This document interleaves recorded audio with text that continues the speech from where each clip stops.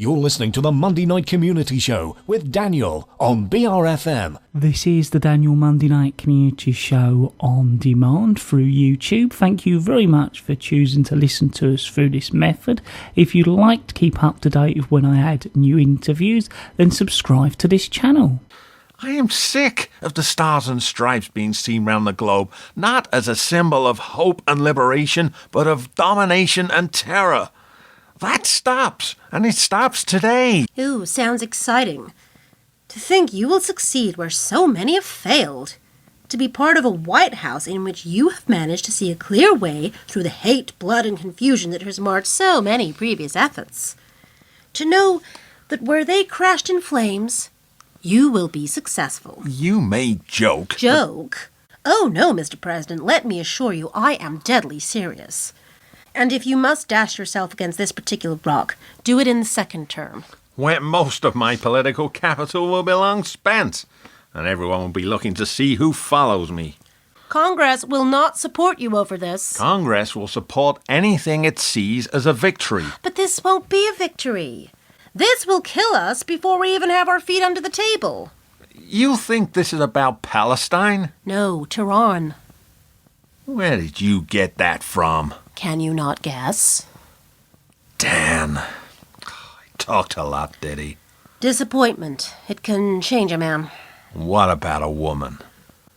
We are, more forgiving. Are you? Nicole is still with you. I believe you spoke to her. Well, I thought a woman-to-woman chat might smooth over those troubled waters. Really? Presidential candidates must have the family in tow. It's expected. And yet you stood alone. I was not the focal point. The VP candidate is rarely under the same scrutiny as the main challenger. One day, Nicole wouldn't campaign with me. The next, she never left my side. And at the time, I just thought you'd persuaded her. Now... Now? What did you say to her? Maybe two women can connect better than a man and a woman. Is that so? Before I decided to join your ticket, I had you investigated. Well, yes, I know. You told me. And? I had Nicole investigated as well. You did what? I had to know what I was getting myself involved with. And prepare for it. Prepare for what? Scandal comes in many forms. Does it? Nicole had an affair 10 years ago. If you were a man, I'd hit you. On the back of which you arranged for her to have an abortion. Anything else? She refused. Go on. The real father was not in a position to look after the child, so you agreed to support her and bring the baby up as your own. Quite noble in some respects. So, you spoke to Nicole. She must have been thrilled. Real feminine bond, I'm sure. What pressure did you bring to bear, I wonder? I told her that if she didn't get out there and support you fully, that the child's father would be tracked down and the truth displayed before the world. If you remember, it was the next day she made her first speech for you. It was a good one, as I recall, all about family values. She's fully on your side now. She likes the idea of having 1600 as a mailing address. Who wouldn't? How drunk was Dan? Drunk enough to talk about your plans for the Islamic Republic. Dan was a big supporter of the idea. Not the impression he gave me. I'd say he was anything but. Dan agreed that a new approach was the only way we were ever going to move forward. Look, simply threatening the mullahs only strengthens their hands with their own domestic audience. The tougher the sanctions, the more secure we made the regime. Makes us look clumsy in the eyes of the world. When they finally cut themselves, a Western-educated leader, he went to university in Scotland, for the love of God. On his inauguration day, we didn't send anyone. We didn't even hold out an olive branch. We don't have an embassy there. If you remember, there is a film about it. Are we going to continue to live in the past? If so, for how long? All right, so they resent us. Didn't we upset them? Did we not give them more than enough reason to hate us? Backing corrupt regimes right across that part of the world. I know why we did it. Everyone knows. We wanted what they had. What we needed. We can't police the world, Terry Ann. Not any longer. The world will no longer tolerate our excursions into their lands. For the future, for all, we will have to do things differently. And no one would argue with that sentiment, Mr. President. Thank you. But the reality, that is another thing. Tell me, is Larry Stump now your chief of staff? You know he is. He's a good man. I think so. And more importantly, he's your man. He's dedicated to this administration, if that's what you mean. What else? Larry's got fingers in the oil and gas world. These days, who hasn't? True. But Larry did send out lots of positive signals, didn't he? Positive signals? To whom? I once wrote a paper on alternative energies. Really? As if you didn't know. Do any copies still exist? You tell me, Mr. President. You railroaded me into supporting natural gas. I told you it was something we couldn't stop, so why try? Gallant failure does not sell well in Washington. We no longer have the option of going down in a blaze of self-righteous glory for the sake of a noble cause. The days of student politics are over. We are running out of natural resources, and the previous incumbents backed off doing what they knew was right. Our actions in the Middle East have left us a pariah state as seen by many other nations on this planet. They don't call us the Great Satan for nothing. Better they fear us than laugh at us. No one is laughing at us, Terry Ann. They just want us to take our boots off the back of their necks. So they can demand even higher oil prices.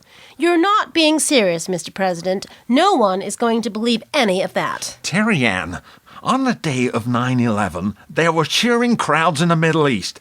But it wasn't all of them. We have such a short time to make a difference. If we squander the first 3 months... What? Dan didn't tell you? Dan said something about the 65% of all Iranian sanctions that had been written into law by Congress. Which means... You can't do much about those. But what about the 35% that you could have some influence over? The first administration to lift sanctions in decades. A show of goodwill to the Muslim world. And why would... Because it might stop them from attacking us.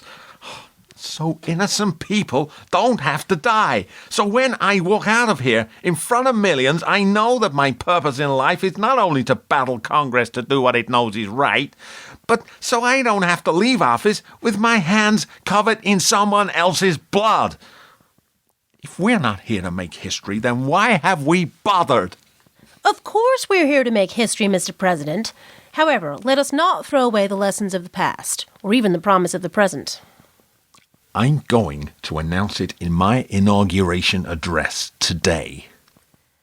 That's a brave move, Mr. President. In other words, you're saying don't do it. The rest of the world has followed our lead. Our policies have become their policies, and now we're saying on day one, we've changed our minds? What we say today will mean nothing in the future. You will undermine not only this administration, but every administration to come. You will be sending a statement loud and clear that this country is no longer consistent in its messages to the world. Nothing will destroy your authority faster, and that is most assured, Mr. President.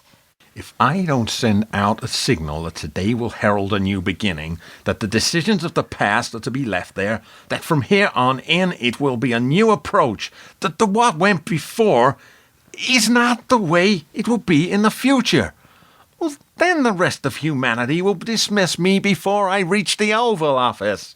We will be something different. My White House will be a place for new ideas, and the first one will be our relationship with Tehran. And what do you think Tel Aviv is going to say about that? Here in Washington, we may be a very long way from the Middle East.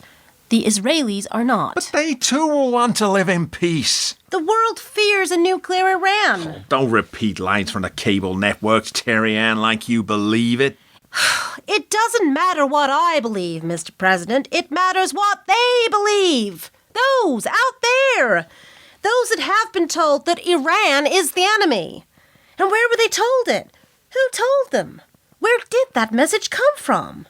It came from here. The political class told them to be afraid. 64% of this country don't even own a passport. So how do they know what the rest of the world is really like? From watching the news channels? So they are comfortable with it.